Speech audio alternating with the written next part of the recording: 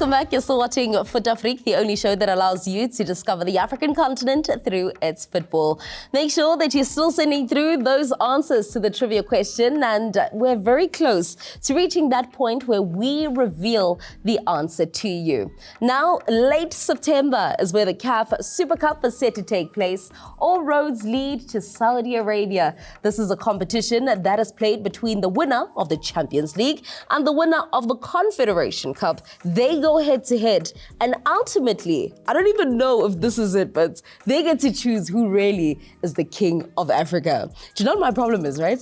So they battle it out, and they want to choose who the king of all. They discover who the king of Africa is. We also have the AFL, where we say the king of Africa. So I think we need a hierarchy as to say maybe king, one competition must be the king, the prince, and then we'll go down. Right. Do you know what I mean? Yeah. Well, let's talk about the Super Cup. It going to Saudi Arabia, what benefits?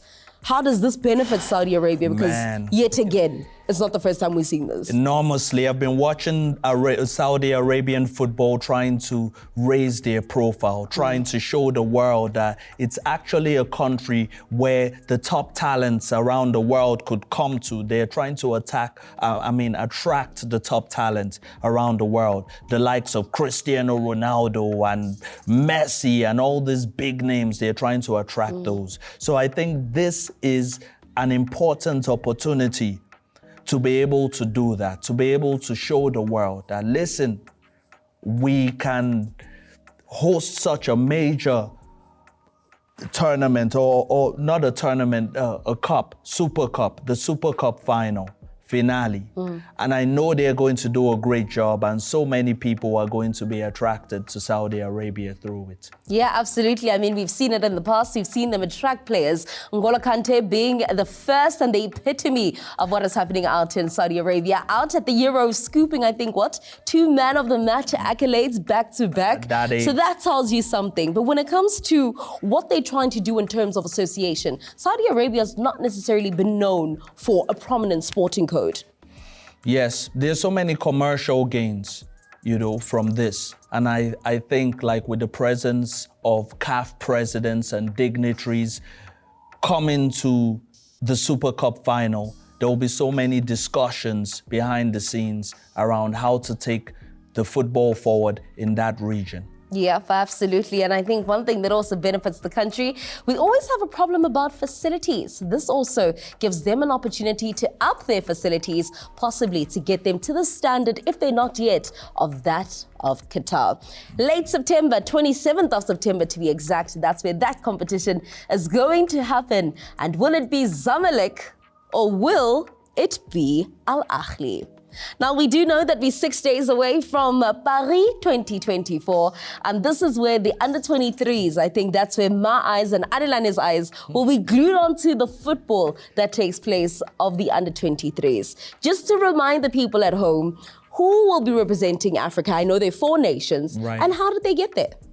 Egypt, Morocco, Guinea, and Mali. If you watch the African under-23 tournament, we saw what Egypt and Morocco managed to do. They managed to top their groups. Mali and Guinea were runners-up at the group stages. Now, when we got to the latter stages of the competition, we saw a matchup between Mali and Guinea that Mali beat Guinea through penalties. And it's actually very exciting because Mali and Guinea, this is going to be their second appearance at the Olympics.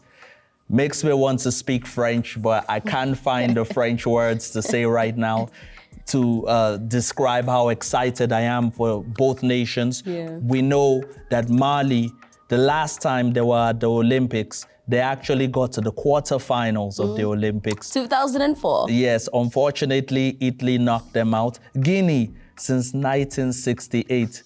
I wasn't born then, you were not born then, unless there's something I don't know. I was a thought. but yes, Guinea, the last time they were there, 1968, they managed to beat Colombia back in 1968, 3-2. And this is just an important time for Mali and Guinea because Malian football, they're known for their skill, they're known for their flair, and they're going to be in Group D with Israel, Paraguay, and Japan. And Paraguay is a team in South America that nobody plays with. They're on fire at the moment. they're going to be hard to beat.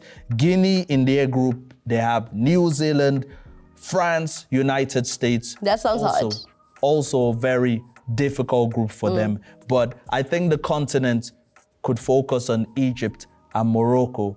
I think they're going to be the ones to fly the flag high for African football. Well, it's not going to be easy. One of those two has Spain to go up against. We do know that Spain recently won the Euros, and a majority of the players that play within that Spanish national side that we saw at the Euros are youngsters, right? The likes of William, Lamine Yamal, the likes, even though we'll call out Morata because he's old. But let me tell you, it's Yamal is not going to come to the Olympics. Nobody needs to be scared. I mean, it's game time for him. We'll wait and see, and we'll keep our eyes on the Olympics as they unfold.